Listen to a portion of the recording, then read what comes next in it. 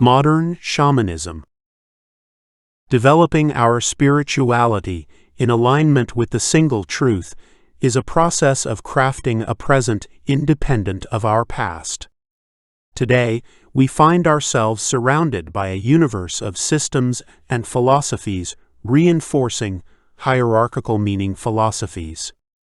The dominant spiritual technologies of the present provide no alternatives, both through their texts and structural opposition to evolving at pace with human consciousness. By embracing ancient spiritual philosophies, the individual binds themselves to frameworks of divinity and morality crafted by a humanity far gone. They choose to inhabit a willful ignorance of our oneness with the relational universe. Modern shamanism is our ritual practice to erode the boundaries our ego attempts to reinforce upon us. It helps us connect authentically with ourselves and others, reinforcing our embrace of the relational universe and the single truth. A shaman acts as a bridge between the material and immaterial aspects of humanity. In time experiences long past, shamans served as healers, community organizers, and mystics. These amateur alchemists utilized sacred plants and fungi such as psilocybin, ayahuasca, cannabis, and others to experience aspects of our reality otherwise unavailable. Their facilitation of the high-dose psychedelic experience long served as a community glue, an event that connected individual and universal intelligence for a brief but meaningful moment. For the uninitiated, no language can adequately convey the experience of a high-dose, ego-dissolving psychedelic experience. It is a form of communication with an intelligence far beyond our own, but whether it exists beyond our perception is difficult to claim accurately. Many share similar stories of communication with psychic beings in their experiences, and if we review the ancient texts, their descriptions of angels share commonalities with present-day descriptions of the psychedelic experience. Shamanism has shaped the human time experience for hundreds of thousands of years under a variety of different labels and mythos. Now we explore how it can be leveraged to help meet the needs of the moment in our journeys towards self-actualization in the age of crisis.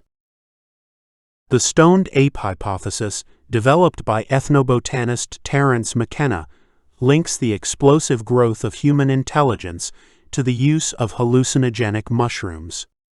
Our present understanding of human evolution is that between 4.2 million and 3.5 million years ago, early hominids left the trees and began walking upright. A changing climate resulted in less dense concentrations of trees, which were sources of food and shelter.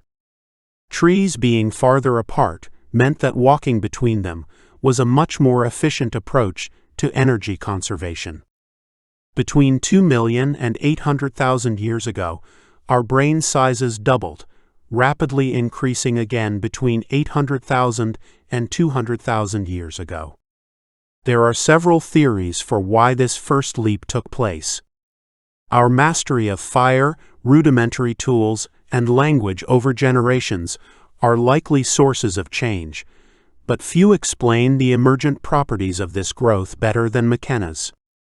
As ancient humans left the trees of their wet and humid world and began tracking animals, they noticed that mushrooms grew from the dung of their prey. As group consumption of psychedelics became a common activity, humanity began to expand its powers of imagination and abstract thinking. The psychedelic experience is one of synesthesia, the linking of neural pathways, such as vision and sound, that connect in ways unavailable within our standard experience.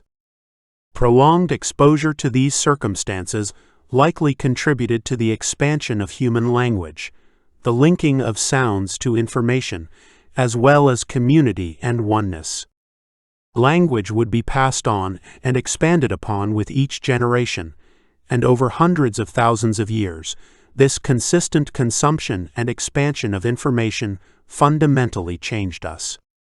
The second leap in our ancestral brain size occurred in correlation with significant fluctuations in Earth's climate. New circumstances demanded new awareness, and our advancing capacity to store and process information expanded our ability to adapt and overcome challenges. Although it is difficult to prove whether the consumption of psychedelic mushrooms was a primary influencer on the evolution of the modern human mind, the transcendental experience certainly infused awe in these primitive consciousnesses just as it does in present-day humanity. Our reimagining of ancient rituals for the immediate present is a practice rooted in a history that dates far beyond any of the popular spiritual technologies of the present. It threatens the presently available frameworks of meaning and value by bringing awareness to the undeniable.